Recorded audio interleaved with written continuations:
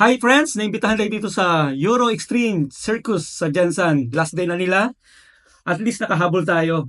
Subukan natin yung kumuha ng mga photos na low light. Yan. Gamit ko yung Nikon Z9.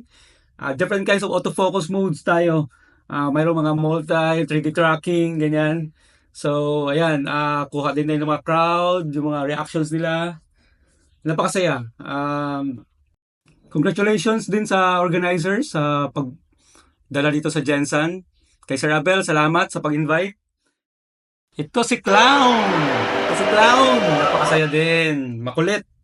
Kasing kulit ng kaibigan kong si Daki. Anyway, yan. So, naka-3D tracking mode tayo. Minsan, switch ko lang yung mga modes paiba-iba kasi dahil sa function button ng Z9. So, maka-assign ako ng mga action dyan kung anong gusto ko. Like tulad yan, gusto ko mag-change ng auto